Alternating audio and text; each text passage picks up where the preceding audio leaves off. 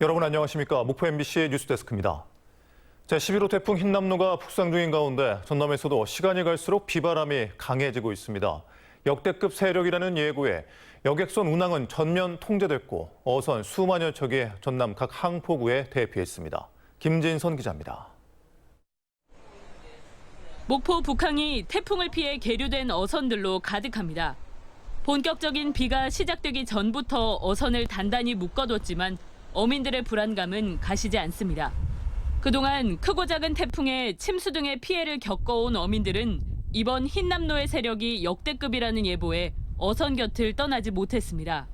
태풍이 크게 온다가니까 걱정도 되고 해서 지금 좀 최대한 안전한 장소로 옮겨서 단단히 묶어놓고 그래도 염려가 돼가지고 좀 어떨까 싶었어요. 서남해를 오가는 여객선도 운항에 차질이 빚어졌습니다.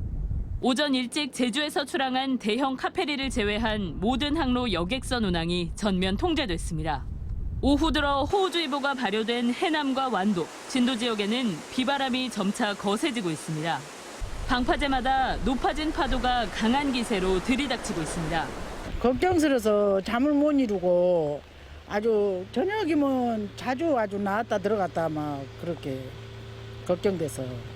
전라남도는 최고 단계 대응 태세에 돌입했습니다.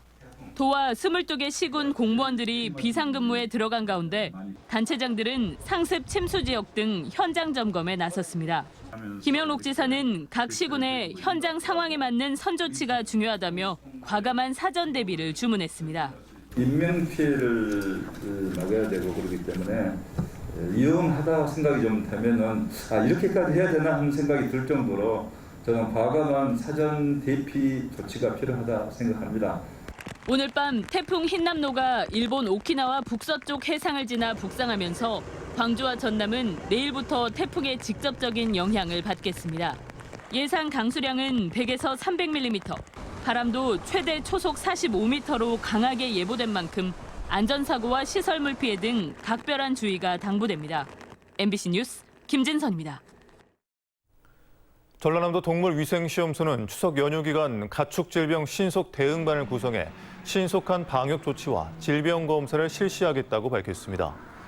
올해 국내에서는 아프리카 돼지 열병 2건이 확인됐고 야생에서도 폐사체가 지속 발견돼 철저한 차단 방역이 요구되고 있으며 특히 연휴 기간에는 차량과 사람 이동이 많아 바이러스 확산 우려가 커지는 만큼 귀성객들도 농장 방문 등을 자제해야 합니다. 전남의 코로나19 신규 확진자 수가 2,000명대로 감소세를 보이고 있지만 사망자는 계속 늘고 있습니다.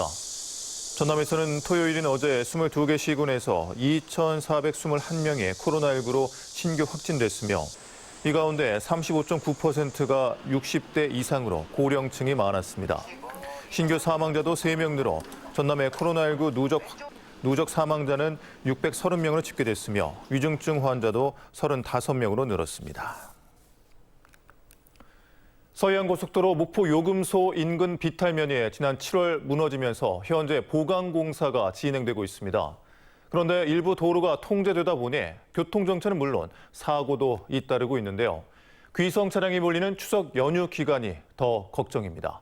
양정은 기자입니다. 지난 7월 중순 서해안고속도로 목포요금소 인근 비탈면이 무너졌습니다.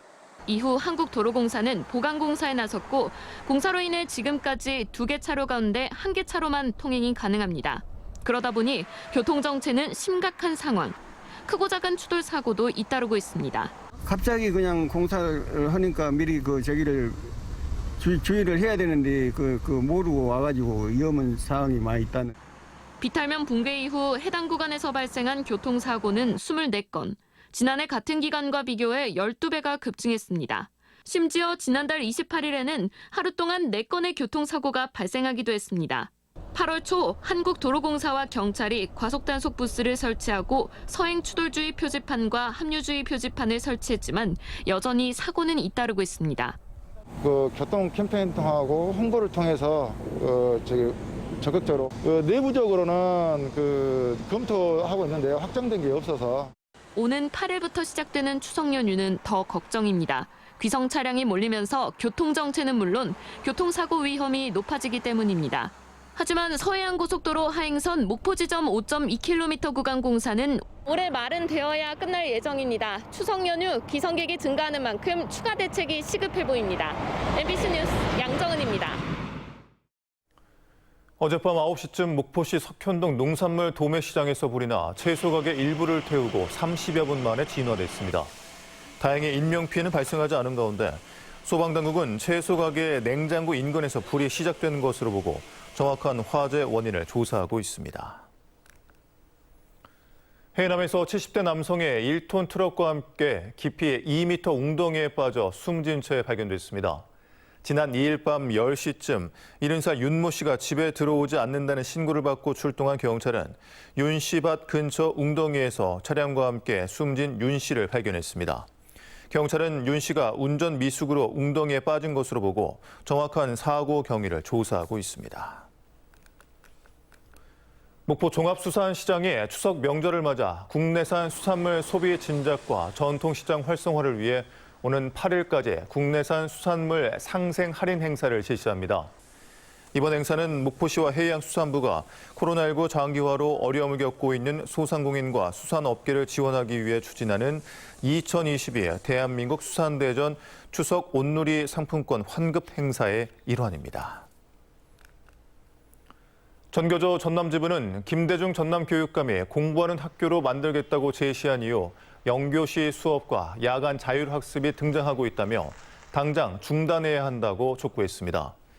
전교조는 이번 사태가 김대중 교육감의 교육 정책에 의해 나타난 현상인 만큼 더 많은 피해가 발생하기 전에 전라남도 교육청의 정책 기조를 전면 수정해야 한다고 주장했습니다. 태풍의 어선을 피항시키던 어민이 다치는 등 휴일에도 응급 환자 이송이 잇따랐습니다.